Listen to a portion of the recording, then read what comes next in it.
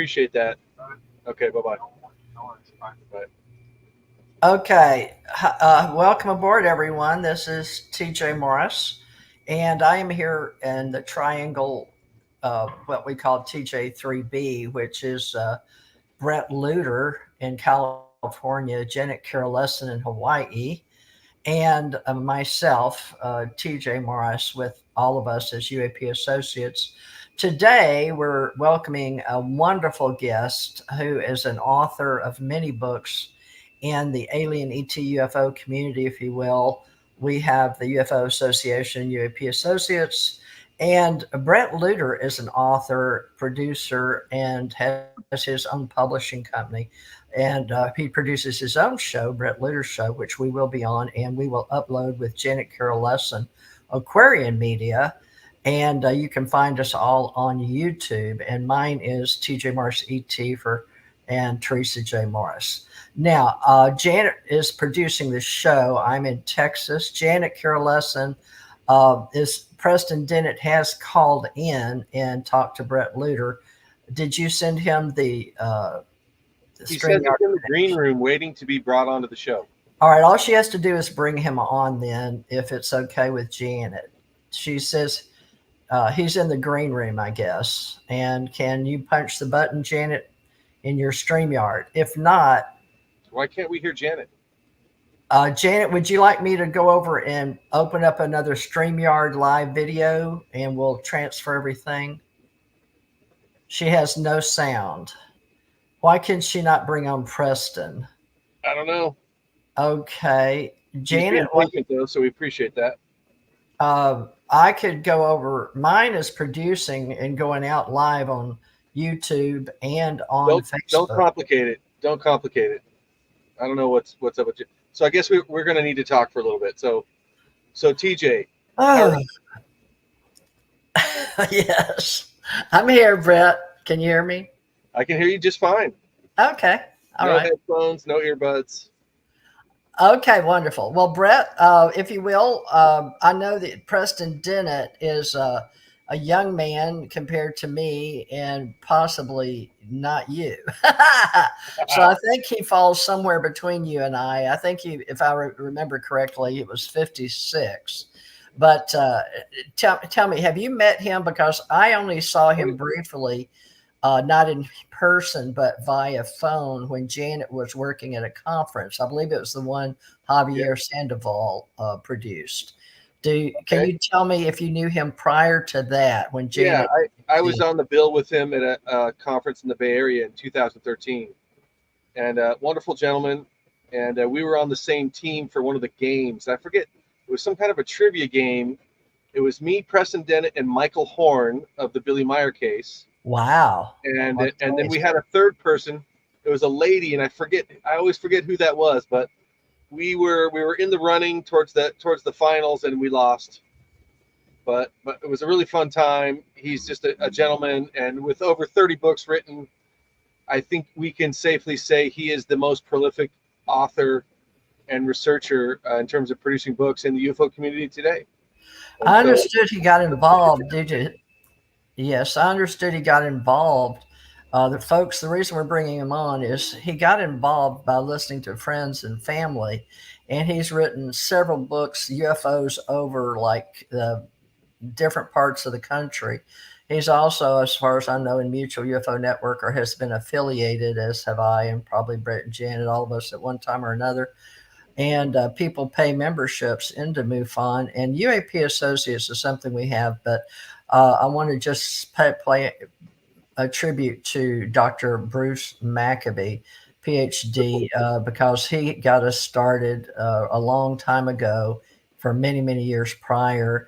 And I don't know if Preston Dennett has written about Dr. Bruce Maccabee or Stanton Friedman, but there are older gentlemen who have passed over now, and we are here hoping to continue the legacy with Bret Lueder, Janet Carroll Lessin, and myself, with what everyone in the old guys have started, including Bob Dean, which is one of Janet's favorites. So we'll get to hear some of the gentlemen that are in alienology versus ufology. Now, many people follow those that fly are those that believe alien civilizations exist, not just in anthropology and archaeology.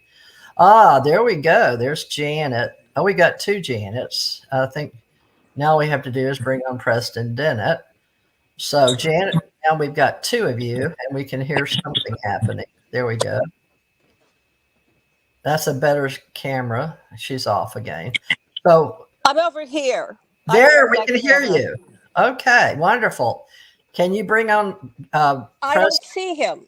I don't know where he is. He's in your green room. No, he's not. Okay. Okay, so I'm going to send him another invite. Yes. Do you have his phone number? I probably do. Just call. I just called him and talked to him. Okay. Well, I'm going to have to get in the right. He said he was in the green room. I'm sure I had three of them, Janet, but the ones you sent us, this is the right one. Okay, I can send it to him again right now. Please wait, do. There's something here. Hold on. Let me go back. All right, folks. That's you again, TJ. You're duplicate.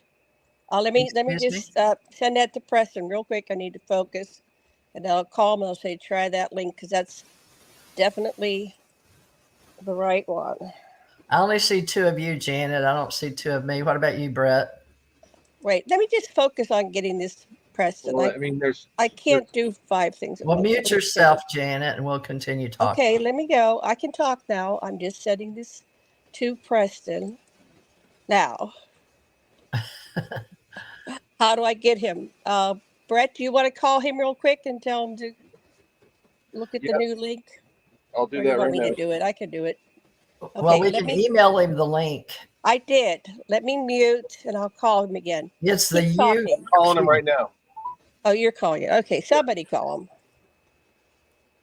Sorry about that. I didn't realize that my mic just totally fell apart. I've had it for about 10 years. It was a great mic. Called a Yeti. Hi, Preston. Hey, check your email. Oh, all right. Supposedly you have a link in your email. All right, I will try this. Try the new link. Sorry, my apologies. Okay, see you in a minute. Okay, folks, thank you for being patient. It's worth your while because all of us are ufologists, and we will get you as much information tonight as we can. I'm excited about this streaming on my Facebook, the one with red hair and dark glasses, Janet. I don't know how to tell you. Social media, and then the TJ Mars ET. I'm standing in Florida next to a post. Hi, Preston.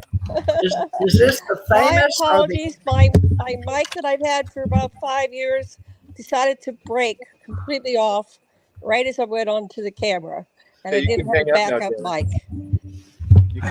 Could you take that extra one down, and it'll only be a 4 square? I won't have any sound in, so I'm not sure how to do that. So your phone is the only sound? Tell her to click on the picture of it. It's straight. Oh, there's someone else here. Yeah, can you close that other window, Janet? I'll lose the sound again. Oh, so you need two windows up to have sound? That's the only way I can do it. I could go away. You can do it without me. I don't know what to do. No, we can still see your picture with you talking on the phone where you are. But I don't want that picture because it's like a nasal shot. I don't have the way of doing it nice. And we see you fine on the normal screen. All right. But if I put the picture on the other one, you'll have two of me. Okay, anyway, let's get this into the shot. It's not going to be perfect. I'm sorry. I apologize. I'm going to order a new mic immediately. Okay. TJ, lead us off. All right. Okay. Well, Preston Dennett, we're so excited to have you. And we know you've been on many, many shows other than our own. This is my first time meeting you. Apparently you already know these other people. Preston Dennett, we've given you an author. We know you've done wonderful research. You're very famous in our world. Please tell us if you know anything about the three of us. Well, I certainly know Bret and of Janet. I'm not sure we've ever met face to face. We sat beside each other a whole weekend at one of Lorian's conferences. Oh, all right. Okay. I thought Me and Dr. Lessin. That's right. Okay. Yeah.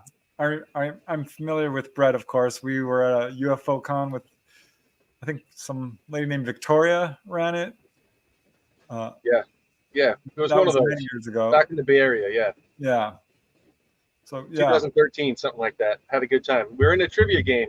It was me, you, Michael Horn, and I always forget who the lady was, but we were the Wasn't team of me. 4, and we answered some of the questions, but in the end we lost, so we didn't get the booby prize. yeah, I remember. And we're friends on social media, Preston. I don't know that you've ever met me. You may not remember it, but Janet flashed her phone towards you at a conference. I looked completely different then, but you probably don't remember. Do you recognize Theresa J. Morris or TJ Thurman Morris or TJ Morris on your Facebook? We're friends on many Facebooks. Can't say that I do, but Great. Great. Well, I'm so nice sorry. to meet you. It's okay. I'm pleased. All right. So Bret, knowing you the most, has probably now. I would like to ask you this, Preston. What got you into authoring books on UFOs?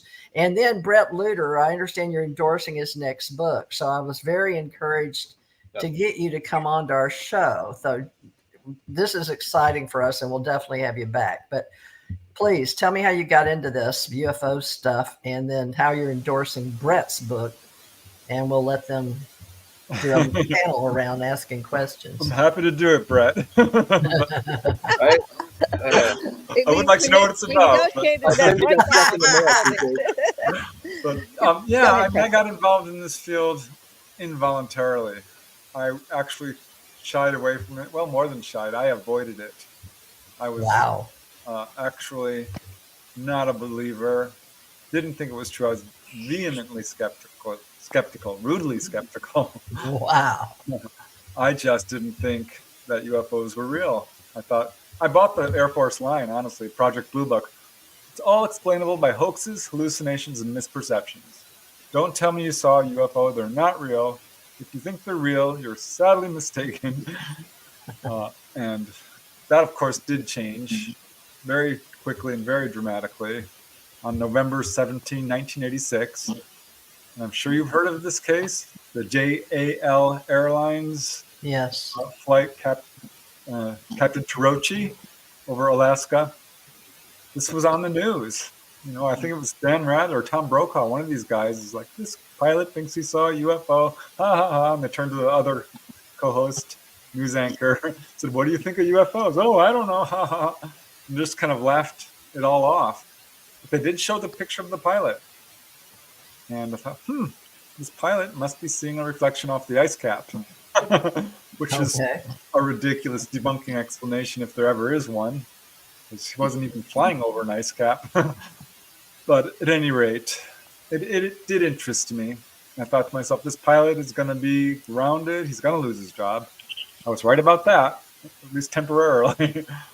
But it turned out my brother Mark, my older brother, and 3 older brothers, an older sister and a younger sister, pretty big family.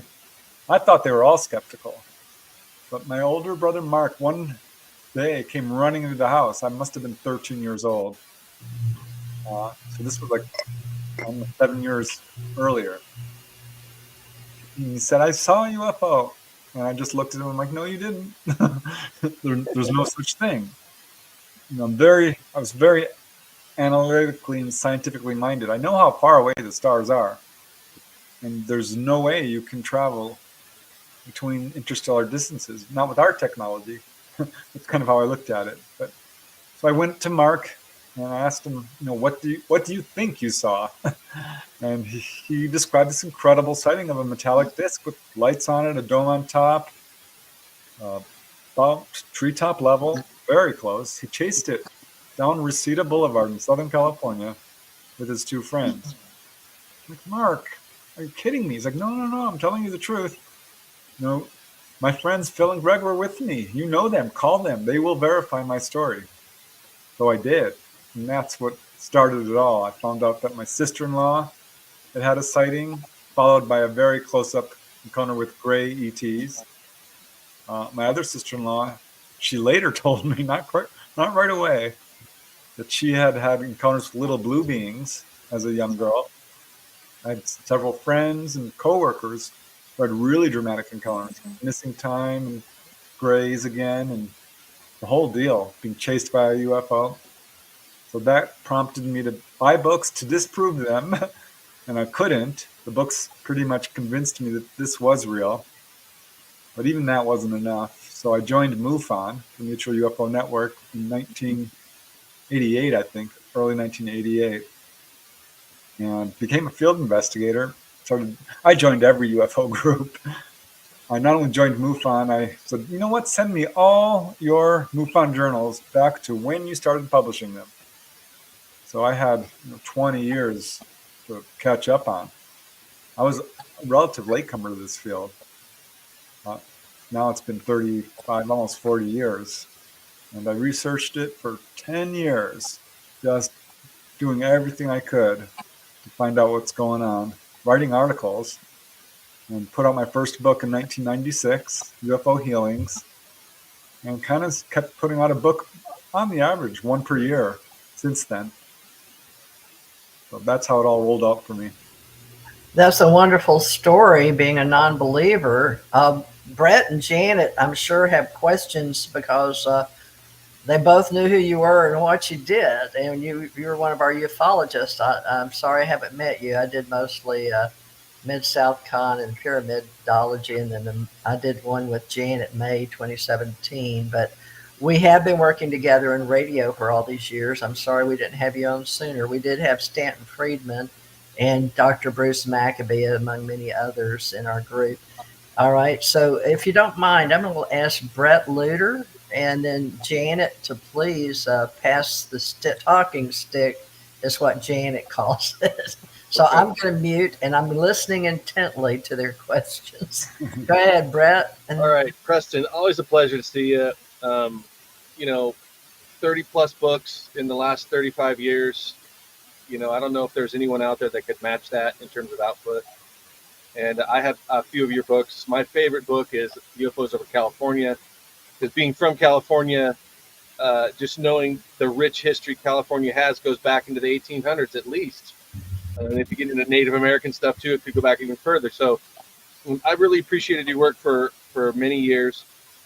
You mentioned something in your opening monologue about listening to the official story of the JAL Airlines case, I guess you could call it. It sounded like you're like me. If the government, the official story is a lie, and we've seen this, I know you've seen this many, many times now, countless times, I'm sure. Can we trust the government now, especially with this new disclosure stuff, the hearings, the timing of Grush coming out? I forget who the other guy, Elizondo, maybe something is the other guy. The release of the Tic Tac videos, all this seems to be strategically timed in kind of like a public relations campaign. Can we trust what they're telling us, and should we? I don't.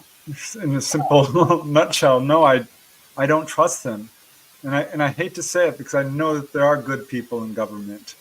Right. And I think some people are really honestly trying to do a good job and are honest people, and dealing with all the corruption and greed that is in politics.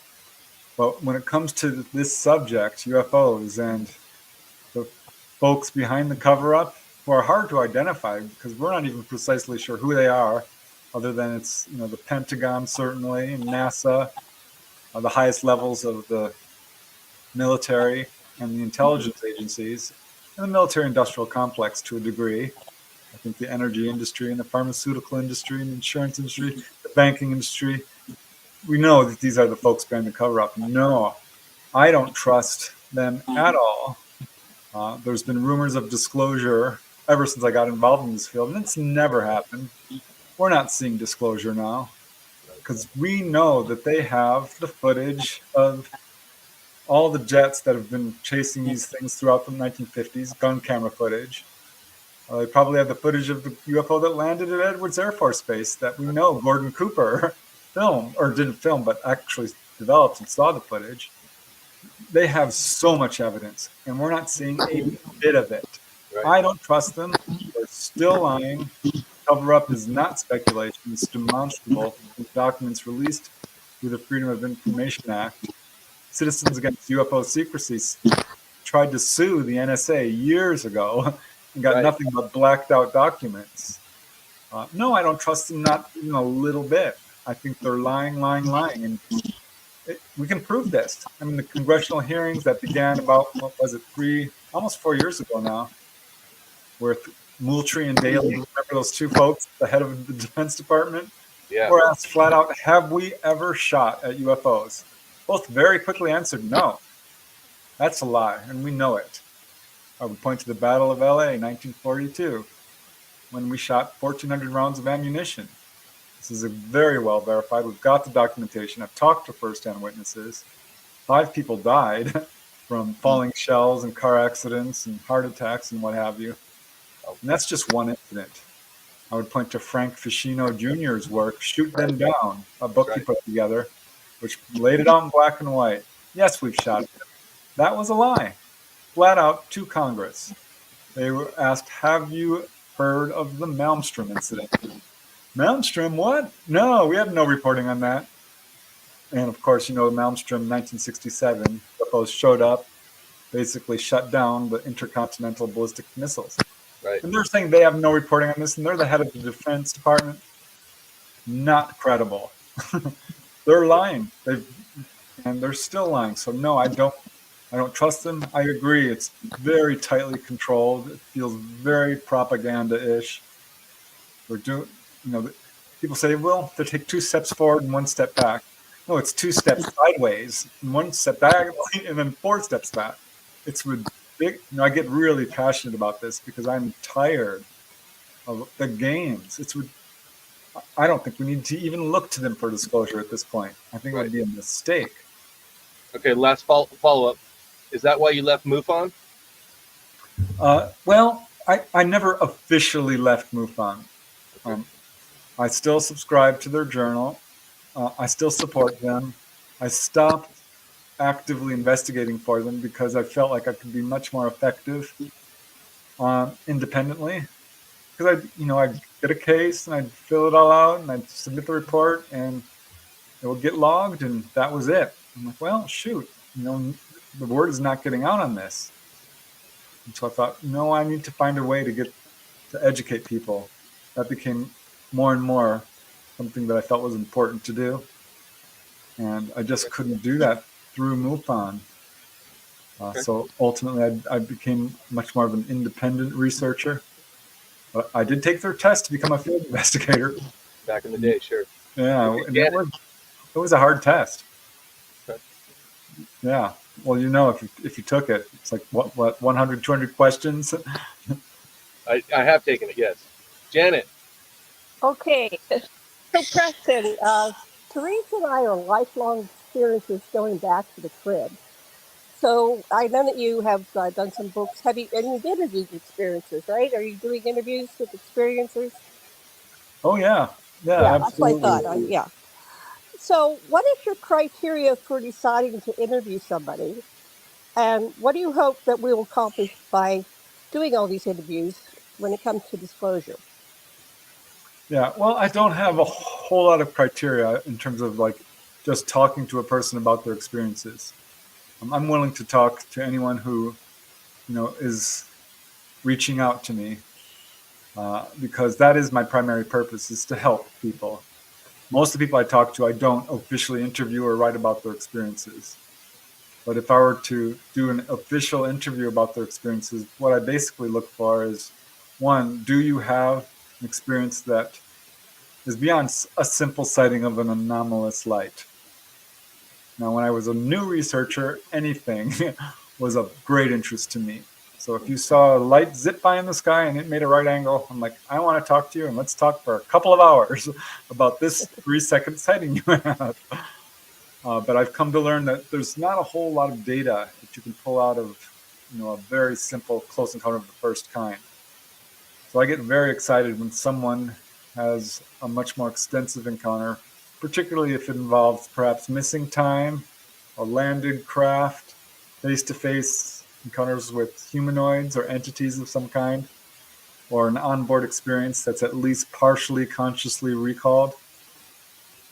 And I absolutely love it when you get a multiple witness case or a case with some kind of corroboration or supporting evidence of any kind. So yeah, I basically started those are the kind of cases I really enjoy, and I feel like have the best pay dirt, the most potential to answer a lot of the questions that are still surrounding this subject.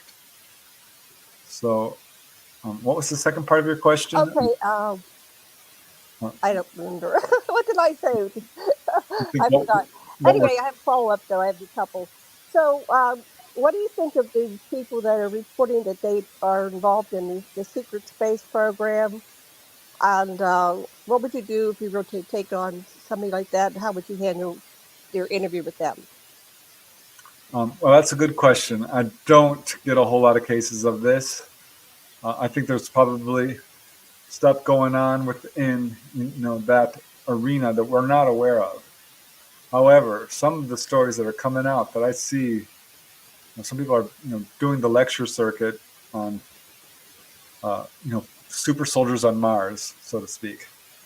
Well, basic science will refute a number of these stories because you cannot live on Mars for any length of time. And I'm very skeptical of like the 20 and back stories where people are age regressed, because I just cannot wrap my head around that. Here's the thing. Ironically, finding out UFOs were real in a way made me even more skeptical, more discerning, because I felt like I had been lied to for years. I was.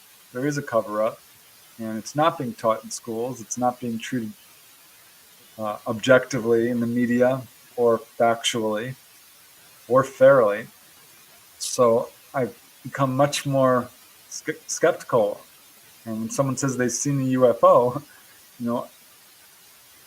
I go through a whole vetting process with it, or if they've had an experience, and you can only vet a person's experience to a certain degree by getting character references, verifying any factual information that they impart to you. You certainly do get a sense of when a person's telling the truth, because there are little cues, certainly, and people become very emotional often when they're telling their story. And I do a whole interview process with first an informal interview, then a recorded one, and follow-up interviews, and this sort of thing. But as far as the secret space program, I'm skeptical of a lot of the information that's coming out on that. I am, because some of it simply cannot be true. I mean, it's worse than some of the flat Earth conspiracy stories. That's just, I don't think the Earth is flat. No, What I about don't. the people that are just they're involved with the ETs are involved with the military? They have experiences where they see ETs on Earth interacting with the human military. What do you think of that? I'm skeptical of a lot of those cases as well. I think some of this can be attributable to what we would think of as MILABs, military abductions, which are a real thing. I've certainly gotten a few cases of those. I do think the Eisenhower meeting at Edwards Air Force Base in 1954 has some really good reporting on it. And I think that was probably one that I do put some credence towards. But as far as ETs handing over technology to, quote, allow, quote, abductions, I don't see any good reporting on that. Talking to all the contactees I've talked to, I don't see any good evidence for that. What I'm seeing is that ETs would never in a million years hand over technology of any kind to a corrupt, basically, I hate to say it, nefarious, evil government. So I am skeptical of accounts where people say, ETs are working directly with our government currently. I think ETs did come down and communicate and tried their best. I put out a YouTube video. I did some research on this. World leaders who've had close encounters. And there's a lot of them. It's, of course, Reagan had a couple of sightings, and Carter, but there's a whole long list of senators and representatives and governors and world leaders all over the planet. Like the president of Mexico and I think the president of Brazil, a guy from Russia, Ilyan Kurzamanov or something. Good. I forget his name, but yeah, there's been definitely some interactions there with world leaders. So let me just so what would it take for you to move past your skepticism and accept that there are aliens interacting with humans on a different level than what's currently being put forth on the planet, that it's kind of victim or, you know, what would happen? What would it need to convince you there's collaboration between With extraterrestrials and humans? Cooperation. Oh, I think people are having contact, no doubt. People all over the world, and that's what I focused on mostly. There's absolute interaction. I do believe people are being taken on board craft. So that, I think the reporting on that is conclusive at this point. I mean, I think we have enough evidence to prove in a court of law that people are interacting with ETs. Right. But as far as government, I don't know. I put stuff on the back burner until you can get enough corroboration to prove an account. It's easy to make any claims. And the problem is, and I think we all know this, there's not only a cover-up and suppression of UFO information and evidence, there's disinformation. There's a very concerted disinformation campaign that's heavily funded and very carefully orchestrated. So there are researchers out there who are not honest-to-God researchers. I don't trust them one bit. Mm-hmm. And I'm not going to name names, but you can see how they're talking out of both sides of their mouth. I mean, they'll say one thing, they start backpedaling, and the next thing they're contradicting themselves. And no. And there's other people who are, quote, experiencers, and I'm very skeptical of some of them too. And some of them have been basically caught as hoaxers, or certainly accused of it. So yeah, I mean, it's a mess. It's a mess out there.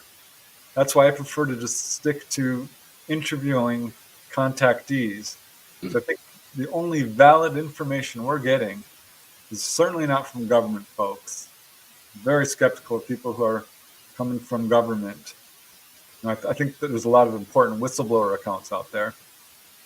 But from intelligence agencies and folks like AARO, the All Domain Anomaly Reconnaissance Office, and NASA, but I don't trust. But I think if we look to the contactees and you can vet their stories, because now we have enough contactees. It's not just 1,000. It's not even 10,000. It's a lot more than that. I mean, if you were to go through databases like MUFON and NUFORC alone, that's hundreds of thousands of encounters. You take up the whole world and all the documented, investigated cases, we're approaching 1 million. We have the evidence to prove that this is a real thing that's happening. And I know some people like to bounce different theories like time travelers and interdimensional beings and the Jacques Vallée theory, the phenomenon that wears different masks and is actually not ET at all. I don't subscribe to that. I do think a lot of stuff gets put under the UFO umbrella that doesn't belong there. I do think there are interdimensional beings, little people in all cultures and gnomes and fairies and what have you. But I think for the most part, what we're dealing with is extraterrestrials in the classic sense. And it's far, far more numerous than the certainly average person has any idea of. Okay, I'm going to pass this to Theresa. Your turn, Theresa. Thank you. Well, Preston, with all the books out there on UFOs that I could see on Amazon, it looks like from your subjects that you're more an advocate than a skeptical person. However, you come on, introduce yourself that way. I was many things. I do recommend misinformation versus disinformation and information. And I have been an investigator, I've been a contactee, and I've been a government employee, and I've been in uniform, and I've worked for the United States Navy. But I became an author, and what I would like to do is ask you, how do you feel about near-death experiences versus those of us that just work, like I would mention Stanton T. Friedman, Dr. Bruce Maccabee. Did you interview either one of these gentlemen? I These talked, are- yeah, I didn't interview them in an official capacity, but I certainly sat down with Stanton Friedman and had some discussions, and I corresponded briefly with Bruce Maccabee. I respect them both as researchers. I think they've done some really good work. Good. And no, I wouldn't put myself under the label of UFO advocate, really. Okay. An author, UFO author with all the books of UFO here. I would call myself a researcher. Okay. And one term it just kind of makes my skin crawl a little bit is when people say, "Yo, are you a UFO believer?" Belief has no effect on the truth. To me, belief is faith. Either truth is truth, and it makes not one iota of difference what you believe. Either it's true or not. And I think what I'm trying to really do is provide and factual information to the degree that we can vet it. And I think that we do have enough evidence to prove this. So I would call myself a researcher first, an author second. All right. So you haven't had any individual sightings or visitations or even lucid dreams or near-death experiences for four different categories? Interdimensional anything? I have. Oh, really? Yeah, very extensive, in fact. And when I started doing my research, it became immediately clear to me that there are connections to these, what we would call the paranormal. Right. And consciousness and psychic abilities. So it first branched out to ghosts and to astral projection and near-death experiences and channeling. And I studied demonology and angels, multiple personalities, precognition, levitation, Bigfoot. I'm really trying to figure out what's going on here. So I've looked into all of this stuff. Good. Good. When I found out UFOs were real, and I'm interviewing people, I'm like, well, gosh, this is so cool you've had this experience. And I believe you, there's that word, but I don't know. So I really wanted to have my own experience because I needed to know. If I was going to move forward, I needed to know that this was a real thing. And I started having sightings, and I did have missing time. I've had many very close encounters. I've had some telepathic contact. I did finally have a fully conscious onboard experience. Oh, tell us. Tell us about that. Yeah, astral projection as well. I got really into that because that's something you can read about, but you can actually do it. And I love near-death experiences. I've learned a whole lot from those. I've got every book, every person I can interview who's had that. So yeah, my first real encounter of any, real import, I guess, was in 1992, late July, when I was driving home towards Canoga Park from Woodland Hills in Southern California. And I saw what I thought, this was late at night, I saw what I thought was a bird swooping towards my car and looked up. And it wasn't a bird, it was glowing and it was round. I thought, well, could this be a firecracker? Because it's late July. And as it came swooping down on a parabola and stopped in front of my windshield, I thought, well, that's not a bird, it's not a firecracker, it's clearly not a reflection, but let's make sure. So I'm looking at it. This darn thing was right in front of my windshield, the size of a golf ball, and darted back and forth a few times and stopped again, clearly of intelligent control. And just a few moments it was there and then darted away. And that's where the experience ended for me. And I completely forgot it. I had absolute amnesia of that entire incident until some months later when it just popped back into my head. I'm sticking to my guns here. This did happen to me. And I'd interviewed enough people by that point who said, a UFO landed in front of me and we all just forgot about it. Everyone in the car, we didn't talk. And we remembered later. I'm like, what? How can that happen? I understand now because I had it happen to me. So that was my missing time encounter, and which I started to recall things in dreams of being on board.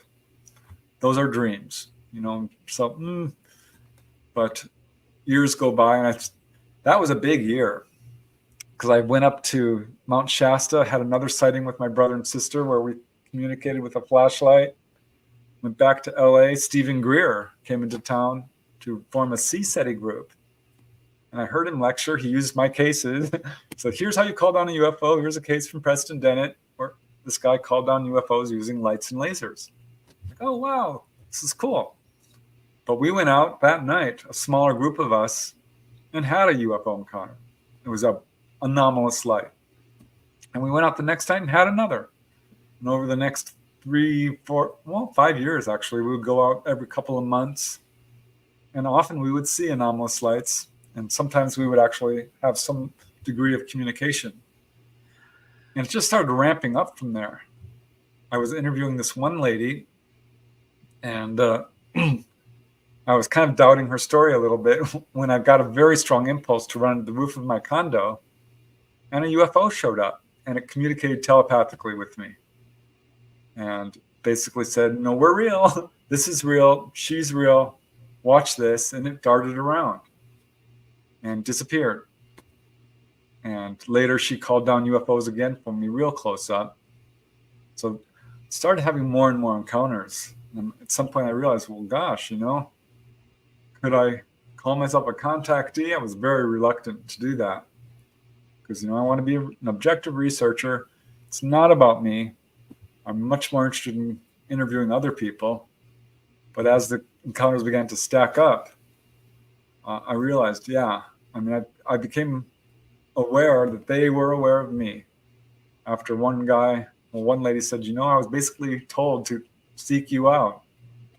And then I interviewed a lady by the name of Dolly Safran, wrote a book about her experiences. Ah, that's who's in our chat room. Aha. Yeah. And she told me that the ETs, she was looking for someone to tell her story. She couldn't find a researcher she trusted. Oh. And she's got fully conscious encounters. Great. No hypnosis, no fear, fully conscious, very interactive, and a lot of them. And proved it to me after I researched her. I mean, she's got the photographic evidence, medical evidence. I've seen her do psychic stuff. I mean, I saw the UFOs myself. And I started to become a participant in her, experiences. But she told me, the ETs told me to seek, they gave me your name. I'm like, oh my God, here we go again. Oh boy. I got more and more clues. I mean, a guy called me from England and didn't say how he found me. He sought me out. He had an encounter where the ETs said that they were warning about nuclear proliferation and giving the messages they often give people, war and pollution and destruction of the environment. And I basically counseled him through it because that's what he was looking for. He just wanted someone to talk to. He had some questions. And we were just about to hang up after an hour or two. And he says, I've got one more thing to tell you. This was Gray's. And they came to me this morning and they told me your name. They said, you should call this guy. So, at that point, I'm like, okay, maybe I am a contactee. But on my birthday, it was 2022, which would be just about 2 years ago now. I was having a dream and I was looking at a UFO and suddenly I woke up and I was being pulled up into a craft. And I recognize the feeling. It's a very distinct feeling you get. Definite feeling, yes. Very electric and it's hard to describe unless you've experienced it. But I remembered.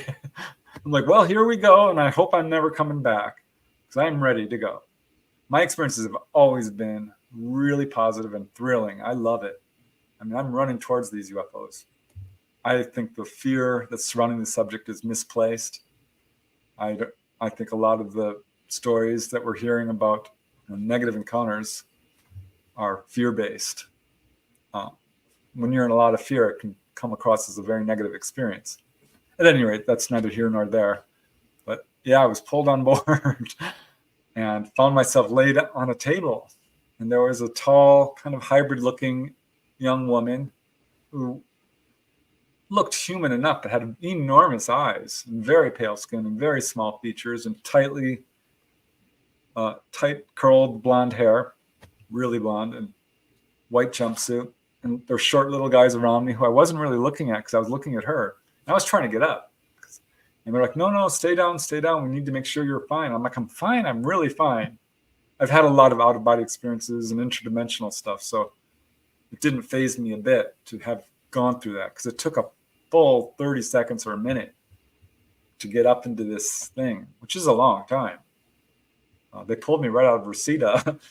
I don't know if you know the San Fernando Valley, but it's densely populated. Yes. So they must have been way the heck up there. I don't know. I couldn't say for sure. But I was fully awake. This was not a dream. And finally, they let me off the table. And I walked straight to this lady who was of tall gray. Most beautiful entity I've ever seen. She had just this natural grace about her. Very large, pear-shaped head, large wraparound eyes, wearing a kind of like a gown or a smock. It was white? Yes. Uh-huh. As I recall. I was a bit overwhelmed. I will say that. I'm like, wow, I cannot believe this is happening. But I walked right up to her, and she tilted her head and looked at me and gave a very faint smile. Said, so, is this what you thought it would be like? And I said, no, this is so much better. This is so much better. And I'm like, can I explore? And I said, go right ahead. And it was a big round room, about as big as, 40 feet across. And there was panel windows tilted at a 45-degree angle all the way around, a very smooth floor, smooth grayish walls, a fairly high ceiling. There was a bunch of people standing in the center, mostly quite young. And they were out of it. I tried to talk to them, get their names, converse, but they were a little bit dazed. Some were and some weren't, but they were the ones standing in the center. But there was other people standing towards the windows. And so I went towards the other side where I saw this young Korean girl, and I was going to talk to her. I think she was Korean, Asian looking. Uh-huh. And she was smiling, and the craft dropped down, because we were way up in space, and dropped down to Earth in a split second. It was the coolest thing. She went, woo! Oh, it was so neat. I mean, I just can't even express how cool this was for me. The craft rocked a little bit. I was like, wow, look at that. You can actually feel that. I looked over off on the far side of the room. There were two really alien-looking dudes. I mean, full on, probably grays, but they looked a little different than what we normally hear. And I was kind of distracted looking out the window anyway. But then it rose back up, and I walked back to the center, and they wanted to give me something to drink. Right. Okay. And it was in a little glass tumbler, a kind of a bright greenish liquid, very thick. And I drank a sip, and it tasted very, very subtle, slightly sweet, slightly kiwi lime-ish. And they took it, and I'm like, wait, I'd like another sip. And they looked at me with absolute surprise. I'm like, okay, if you really want. And I took, because I wanted to taste it again. And I did take another sip. And then that basically blacked me out. All right. But I woke up, I'm like, oh my gosh, this happened. I can't wait to tell Dolly. It turned out that this was, the craft that she basically pilots. Oh, Dolly does. She pilots. She walks around as a humanoid on Earth, and yet she knows she is sentient and has another, I guess, doppelganger, possibly, or how would you describe it?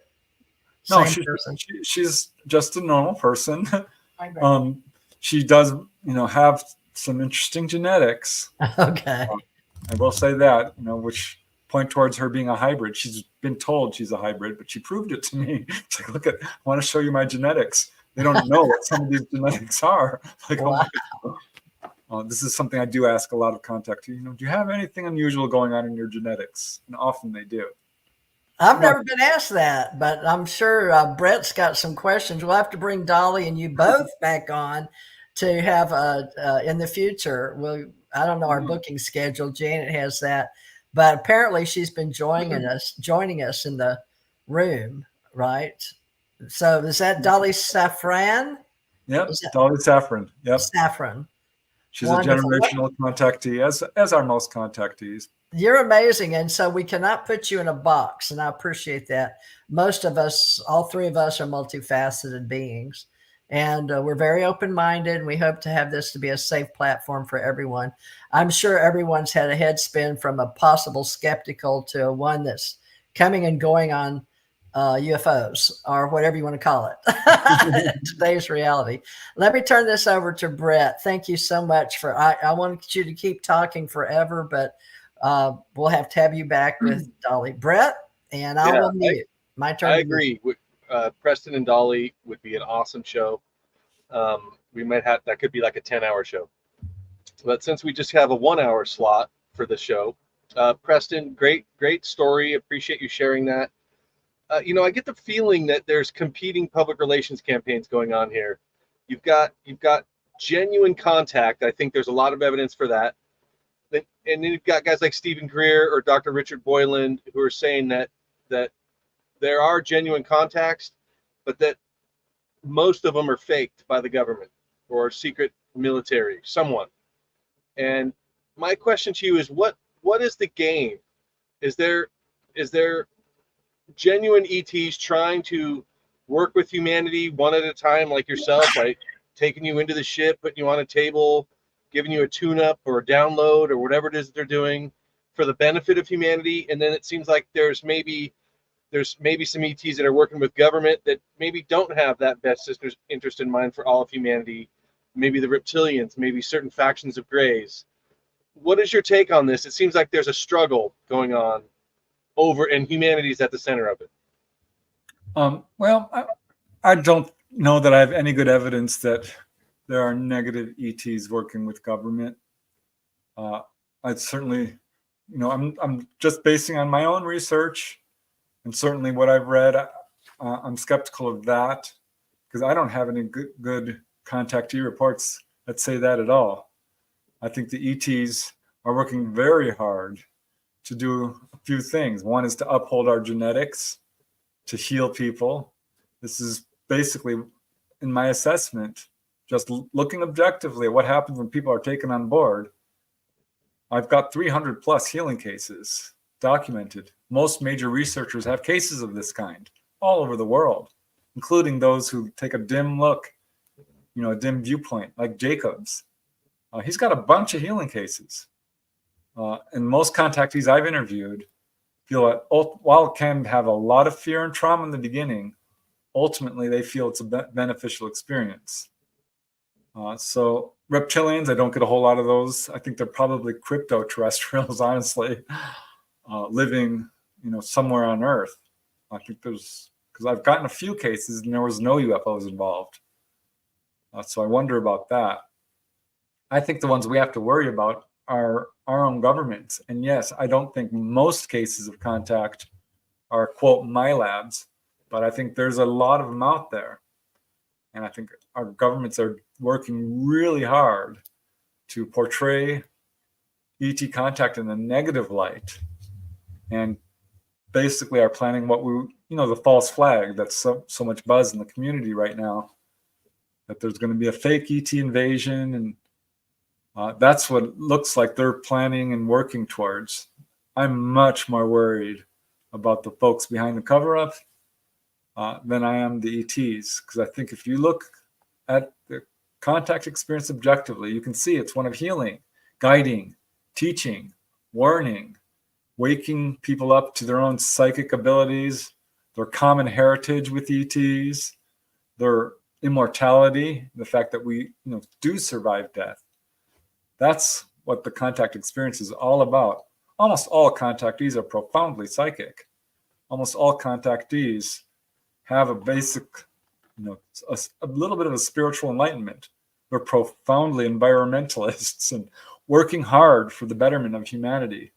I think this speaks volumes about the ET quote agenda. I hate that word, but ET mission, the goals. So yeah, I'm very worried about the government folks, and I don't think ETs are here to harm or scare or take over or eat people or anything like that. I've got no good reporting on that. The people I talk to, by and large, I'm going to say it's close to 90%, probably a little more. I feel like the contact experience was one that they would never trade for anything. Wow. A mixed bag in the beginning, surely, with trauma and PTSD and insomnia and nightmares. But once they get past that, then they start really understanding, no, the ETs are not here to hurt or harm.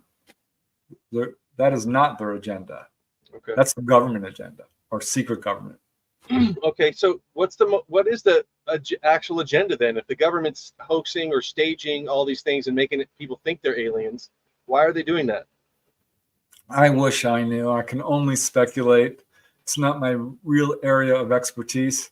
I don't trust them. I think they're liars. I think they're nefarious. Even outside of the UFO community, look how they treat people.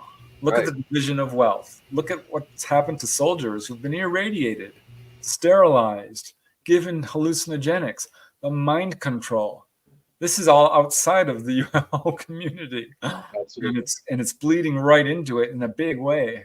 I think they've got an agenda that serves their own best interests. The ET threat is the threat to the cabal's control, enslavement of humanity, and their collection of all the wealth they can get.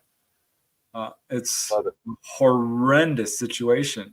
The greed and corruption is off the charts. We're dealing with something that is almost unfixable at this point. And that's how it looks to me. Okay.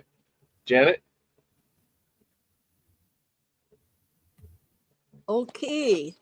Well, Preston, I'm not sure where we are, how much time we have left, but I know we started late, but I just wanted to add that I worked on a military base, and when I was there, I was very fortunate. I ended up working alongside extraterrestrials, but I'm not going to go into that in the show because I don't want to go into proving it and not proving it. But I've done 1,200 interviews, and there's a number of people that have had positive experiences working alongside extraterrestrials. They weren't my labs; they were colleagues, but that's another whole category. I'm trying to think of what did I want to ask you before this. I just wanted to do a time check. We could go a little bit over since we started late. Yeah, Janet, Yeah. we've got 58 minutes into this recording, but we got started roughly. So it's up to Preston. Yeah. Let's go All an right, extra so, 10 minutes. Preston, if you can go over. Yeah, we'll go over. Okay, just want to do a time check. So I'm going to pass it to Theresa. I'm drawing a blank right now, but go ahead, Theresa. You asked your question. Oh, I'm yes, drawing a Janet and I. All right, Preston, Janet and I diligently have been searching out people and doing this for years and years. Not haven't made a penny on it. We are open source intelligence, and we don't do it for the government, and we don't do it for anything except just I have the Ascension Center, and right now Bret has interviewed me a couple of times about that. But you're right. This is a multifaceted, multi-layered, ingenious transcendence. I don't know what to call it, because just open minded people that are open to the fact that there's more than angels and demons, I guess, and various levels of deities and ETs and all kind of beings out there.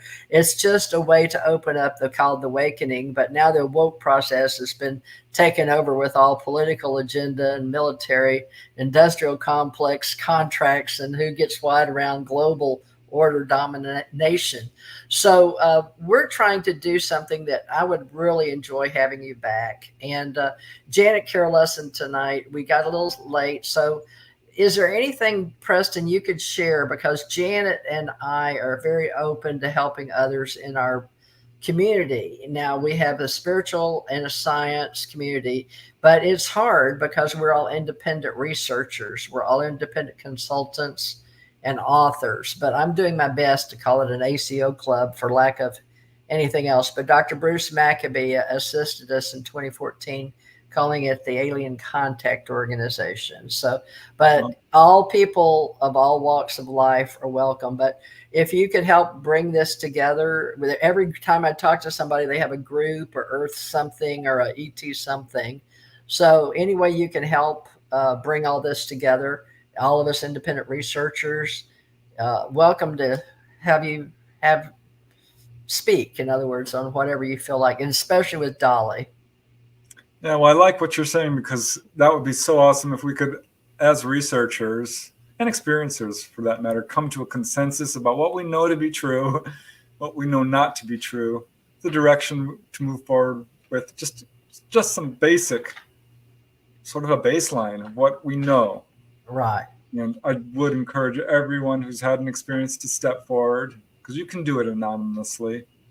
I think a lot of the high strangeness aspects of contact makes people quite wary, and there's still a hostile environment out there in terms of ridicule and disbelief. Oh yeah, it's gotten so much better. It really has. And my lab's gotten carried away from the 50s and 60s, but the CIA and all of that, and then people taking that all into the military-industrial complex for whatever reason, drugs or whatever, whether it was big pharma trying to get it approved or not. I think we've gotten to an extreme, but that's gotten over into the, I guess you could say, psychological association and parapsychological. But the paranormal desk and everything that we're working, if we have an open mind, good heart, pure heart, and we mean well, and those that, like yourself, I mean, you're shocking to me, because in a lot of ways we all have that skeptical side of ourselves. It's hard to believe what we're going through. But, you know, you mentioned white, and you're the first one I've talked to that mentioned a white uniform. I don't talk to a lot of Pleiadian groups, but I don't know if they wear white or not. But my sighting, the most recent I had in Gulf Breeze, the woman was wearing white. So I was very impressed. And also you mentioned like a foreign Korean, or I don't know, what was the word you used? One of the people looked. Yeah, she was, I think, just an Earth person who had been taken on board, honestly. There was a bunch of people on there who had been picked up prior to me. Interesting. I'd really like to hear about that, because of my similar, just to compare notes on certain situations. That's what I would like. That's what I call research. It's not, it's learning your bits and pieces with other people's bits and pieces. Whether what all this means, you know, who am I? What am I doing? Why am I here? Why I even do this? Why are we here? So other people can see us. Except to get the word out that alien civilizations exist, and you are part of it. Back to you. I just wanted to interject here, because we're running out the clock here. But I think the My Labs came about because the extraterrestrials were taking a lot of people, and then the military wanted to know what happened, and then it kind of got out of control. I don't think it was really bad intentions, just like what's going on, because there were agreements made about that, and I think that's how I discovered that the agreements were not being kept. What I would like to see in whatever kind of research we do as a group is to allow people to tell their story and not judge them up front, because if you stifle people and they have to fit into a box and preconceived notions, you're not going to get all the information. So what I do in my therapy practice when I do hypnosis is like, I let them tell their story. I don't sit there and judge it. Even judging it while they're telling it, people are all psychic. They can feel when they're being judged, even if it's just in the mind. So I encourage them to really crank it up, and I get this amazing amount of information when I don't have any kind of preconceived notions going into the session. It's like, here we go. I'm here to support you. What do you have to tell me? Because I always see people right first. I don't see them as they're coming to do a scam or they're coming to lie to me. I think on some level, whether it's something that's been injected into their psyche, on some level they believe it. And so that is another thing to sort out. You know, can they really interject all these thoughts into our mind and create alternative realities for us? That's another whole subfield. I've talked to people that said that they were clones and they came into consciousness with a full preconceived idea of who they were and their parents. And it was all a lie. I don't know. I just don't judge anybody. I say, okay, that's your experience. Tell me more. And I encourage them. So I think if we do that as a community and just document it all, we'll see patterns. And then we can do a greater analysis by breaking down and correlating these patterns that we see. And then we'll get the greater story. Bret, what would you like to say? We are running out of time.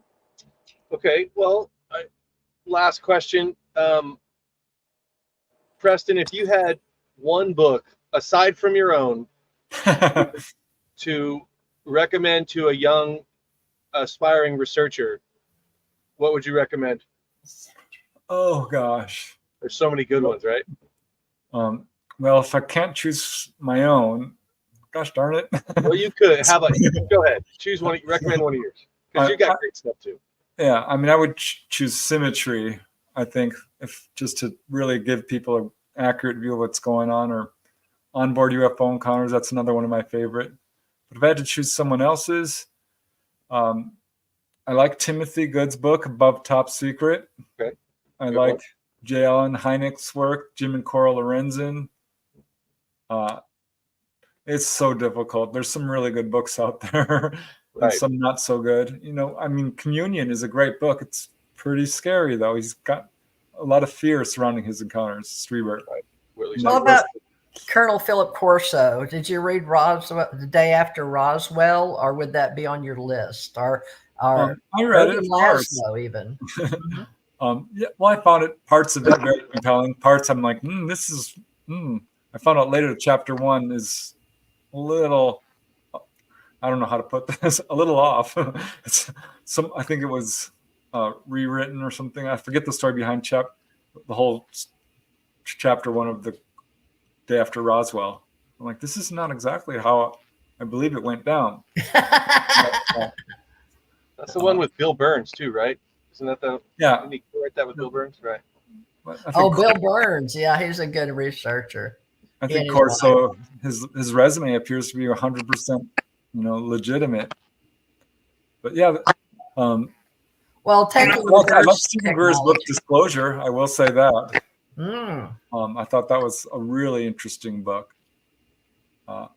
So he's done some important work in the whole, disclosure movement, giving whistleblowers a platform. But I totally agree with you, Janet, that we need to give people a platform. You cannot judge them. Each of us plays an important role, no matter what. I give kudos to anyone who enters this field and is willing to brave the ridicule and disbelief surrounding it. Yeah, mute that other one, Janet. Okay, so, Preston, in closing, can you tell us about your latest book? Want to make sure we get a plug in there. Well, let me see. Symmetry is fairly recent. Okay. Symmetry, a true UFO adventure, all about Dolly Safran. I just put out volume 5 of the Not From Here series, which are basically my articles that I've written over 35 years, all about the sort of unusual outlying types of cases, weird patterns in UFO encounters. I'm working right now on Symmetry 2, because we really only touched the surface of that. I also put out a new book called Humanoids and High Strangeness, which really embraces the whole paranormal and spiritual, I guess, for lack of a better word, aspects of UFO encounters. Because it's not just, a one-off with people being taken on board and examined. It's so much more than that. So I know for a fact that people's spiritual aspects and psychic and paranormal have been edited out of various books, because they told me, this researcher didn't want to hear about, all these amazing stuff that happened to me. They just wanted to hear about me being physically examined and how scary it was. And that's just not, that's not science. That's not research. You have to collect all the data, and then you can move forward. So I'm really, it's a good time for UFO research. People are coming forward in droves. The cover up, while it is still in place, it's a complete failure. It's leaking like a sieve. It has from day one. I think we've had disclosure in effect from the ETs with the huge number of encounters that have already taken place. And I would just advise people not to look to the governments for answers, to look to the contactees. Look to yourself. Do your own research. Don't believe me. Don't believe anyone. Do your own research. Reach out for contact. And that's absolutely doable. Well, telepathic, certainly. I think anyone can do it. Okay. Excellent. Wonderful. I think I speak for everyone here when I say, Preston, thank you for your time and your patience tonight with our tech difficulties. And it was an honor to talk with you again, as it always is. And where can people get a hold of you? I'm pretty easy to find on social media, on Facebook, Twitter, or X, or Instagram. I have a website. Just punch my name in. It'll take you there, PrestonDennett.weebly.com. I have a YouTube channel. I do a weekly podcast with Dolly Safran called The Light Gate every evening from 6 to 8 p.m. Pacific, 9-11 p.m. Eastern. Mondays. And on Monday evening. And yeah. How many hours are you putting into this? I didn't even know about this one with you and Dolly Saffron. That's new to me. So we've been doing it for 1 year. It's a 2-hour live show. I'm doing this pretty much full time now. Wow. I worked for 35 plus years and finally left LA, sold my house. I couldn't live there anymore. Where do you live now? If you don't, I live in Texas, right outside of Austin. I live in the Blue Ridge Mountains of Georgia. Ah, that's beautiful. Absolutely beautiful. Yeah, I lived in Kentucky for 20 years, 7 years in Gulf Breeze. Well, we have so many of our own cases, Janet, Bret, and we're all working on books together. I would very strongly recommend that maybe we get together and us all do a little research manual and each do a chapter or two, and we can pull that together. If you're open to it, we're all independents. We're all researchers, authors, publishers, have a podcast. So it's very, what would you say, prolific right now. So, Preston, do you have a Gmail or an email that you'd like people to send after this show? Because it'll be on YouTube. Yeah, sure. And it's super easy to remember. You can also contact me through my website, but my email, and I always love hearing from people, whether they've got a story or a comment or a question. It's my name, Preston UFO @gmail.com. So PrestonUFO@gmail.com. Great. And I'm UAPassociates@gmail.com for that type of story. UAP Associates. Janet Carol Lessin @gmail. Bret Lueder is B-Lou. His is interesting, like BEELU. B-Lou. A proton mail, more secure. Bret, you and Janet need to leave your next books, and then how can we get in touch with Preston? I don't have your phone number, Preston. I'm very out there as a news personality, TJ Morrison. You're friends with me. You just have to look me up. But all of us would like to have you back, if it's okay. Janet, go ahead. Okay. Well, I think it's time we end. Yep. Give them your Thank you email, so much Janet. for joining us today. We're going to be here same time next week. And thank you. Aloha. Blessings. Goodbye. Thank you, everybody. Thank you, Preston. Good night. End the stream. Thank you. Aloha.